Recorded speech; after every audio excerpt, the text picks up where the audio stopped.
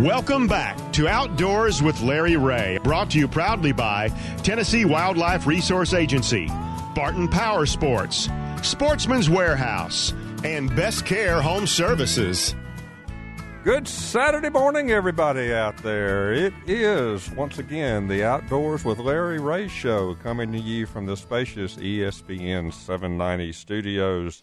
For you good folks out there in Brownsville, Tennessee, we're on 95.3. And if you're in Jackson, you can listen to us at News Talk 101.5.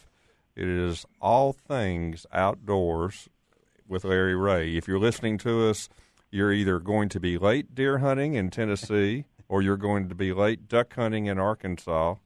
But without further ado, the newly dubbed Oracle of the Outdoors, the one and only Larry Ray. Man, and I got my Godfather voice, too, here. That even adds to it, you know. So he wants to talk waterfowl, and who better to talk waterfowl with on this special day for you Arkansas duck hunters, whether you're in Cherry Valley or whether you're in Lansing Bottoms, where Frank will be later on this morning. They're saving ducks for him because I'm waiting for the first report. It opened the season opened about 5 minutes ago, and I'm waiting for a report. Well, if we had windows to roll down, we could probably hear it. Mm-hmm. So who better to talk to than our good friend Charlie Holder from down at Sure Shot Game Calls down in the Houston, Texas area. Good morning, Charlie. Good morning, guys. How are you this morning? Well, we're making it. I'm propped up here, and 2 cough drops. And I just remembered I left my my drinking my drink on the top of my car outside. So I guess it'll be all right. They can't find its camo, but.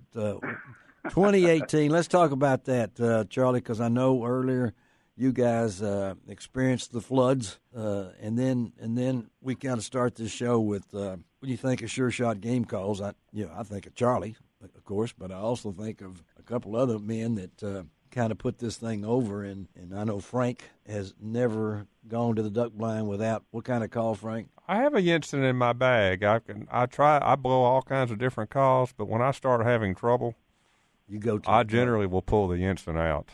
And, of course, he's referring to the man who these are the guys that invented the double reed, the triple reed call, and the first double reed call, and that was George Jensen's. And back in, I think it was the 40s.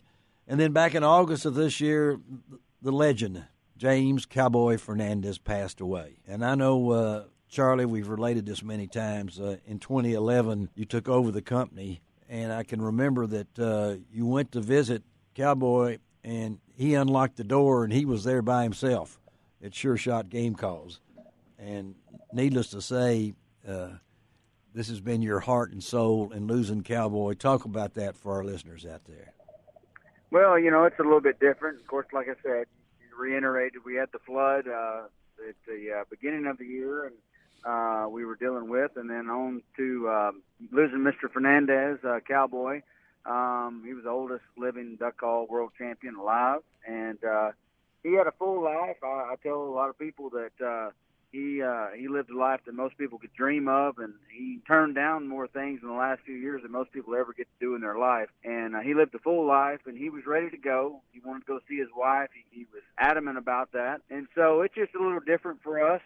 Curtis, his grandson, runs our facility there in Groves. Yeah. And I was telling you before the break there that, it's just a little different for us. I drive out of the driveway of Sure Shot's plant facility, and I can take a right to go home, or I can take a left, and in 2 or 3 minutes I'm at Cowboy's house, sitting down having a cup of coffee and running some things by him and bouncing some ideas off of him, or just being able to gloat and share some news about a press story that we've got or a TV episode on us. And that's gone, and that's sad, but I'm glad for him, and that's just selfish for me to be sad, and I'm happy for him that he's in a much better place, and I hope that I can aspire to get there one day. And so we're moving on. Sure Shot Game Calls is having a banner year. We're having a really good season, culmination of a ton of different stories over the years and episodes. And we just finished up our big coup de grace event that we do every year up in Canada. We were there in September, and we host the largest media waterfowl conference in the country. And we had 3 TV shows up there, Outdoor Channel and Ducks Unlimited, Delta Waterfowl, all the guys. We had 20 folks from the media that were there, hosting them over a week with Polaris and Remington and Tourism of Saskatchewan. So it was really good to get up there and show off the calls and show the products and let people stretch the legs on the old Jensen Classic and the Jensen 1-2, and and use the other Sure Shot goose calls and duck calls. And we're having a really good year, and we can't thank everybody and the fans out there enough. And Frank, you use the call regular, and it's guys like you that have had many years behind the Jensen that keeps proving that this is an evolution in the waterfowl game that's never going away, and that's the double reed. That's the thing about it. Again, talking to Charlie Holder of Sure Shot Game Calls in Grove, Texas, right out of Houston, and I always kind of marvel when we talk to Charlie, and I think that he's the only graduate at MIT that I know. So, life. Don't hold that against me. I'm not. I don't even know what's the nickname of MIT. I don't know what it is. So maybe don't even Massachusetts Institute of Technology, and I didn't go there doing any robotics or computers or IT.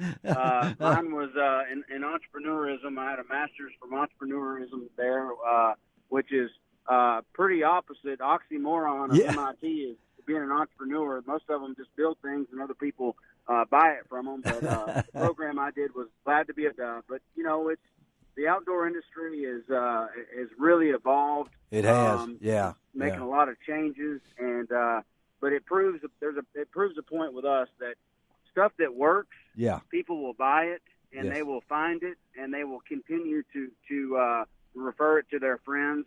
And that's what you get when you get a old black walnut Jensen double reed, and we still make them. We like to think that we make them better than we used to make them. They used to have a reputation for taking a lot of air and really hard to blow, and we have taken all the guesswork out of it with our last few years of innovations and changing up the CNC and the code on our wood lathes and our CNC machines. That we've made it the easiest ever to blow that call, and I think it's got the prettiest finish, showing the grain on those walnut stalks, just like an old hand-rubbed English gun stock. We have tried to emulate that, and I think we've got that. I think we've made it to that point. Well, Frank, now you've been blowing one of these things for a while.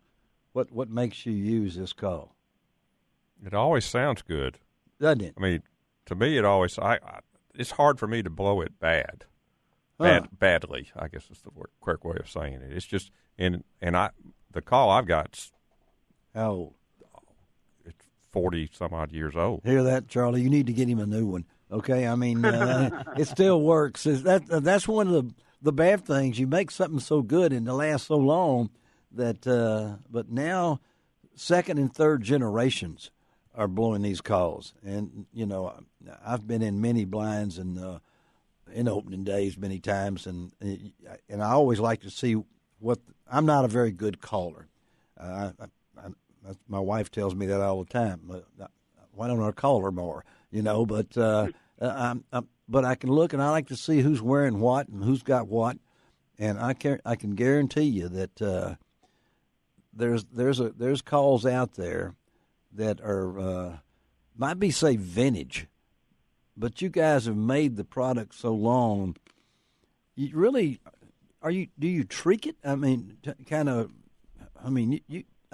got the website up right now, and you have so many different calls and things along that. So talk about the product itself. So, what's interesting, gentlemen, is that, you talk, Frank, you got a 40-year-old Jensen, okay?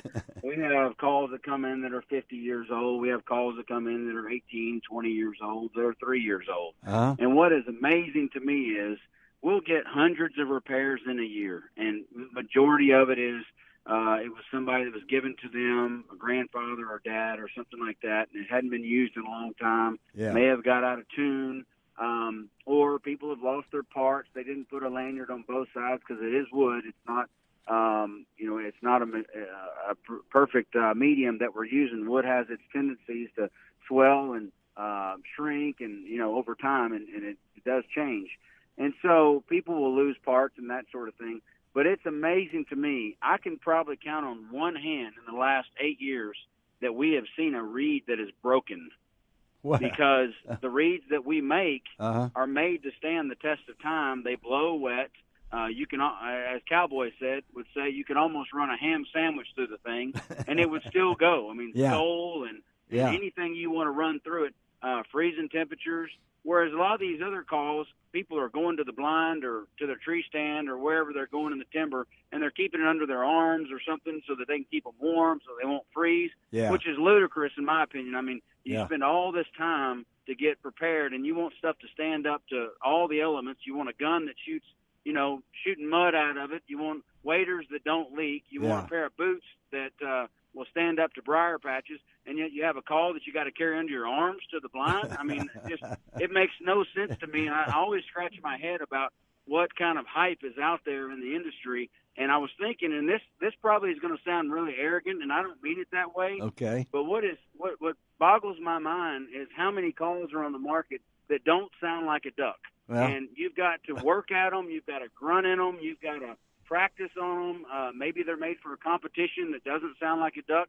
And I thought about it. I'm like, it's amazing to me that there's just a handful of call companies like us that make a call that sounds the way God intended it to sound. Oh, Charlie, you're on your box right now. That soapbox is getting good. I mean, I hate to wind us up, but I'm going to say one thing before we let us go. He said something earlier that always hits me when we talk to Charlie or Sure Shot. People actually send them in to get repaired. They don't go buy something new or something else. And if that doesn't tell you the loyalty to a company, that if it's broken, they want to get it fixed. But more than likely, it's not going to get broken. And that's the way, and I've been in the blind with Frank and other ones like that. Charlie, thank you, buddy. I know it's a different time without Cowboy, but keep up the good work down there and tell our folks how they get information, because it's Christmas time, folks. If you want to get the right kind of call, here's a place to go. Tell them how they can get them. Yeah, they can get all their stocking stuffers and last-minute items. It's free shipping. They can go to SureShotGameCalls.com, Amazon, eBay. They'll probably see it somewhere, but they can order through that, and they can also order through Max and Rogers and a few other online dealers out there. And Merry Christmas, and I hope everybody has a successful season this year. All right, Charlie. Thank you, buddy. Tell everybody hello for us from up there at Outdoors of Larry Ray, okay? Thank you, guys. All right, let's take a break. Lois is holding. Turn it all over to Guy Trebo now. I'm going to go home, so I'll be right back. See y'all next week. No, I'll be right back. Okay, I'll stay.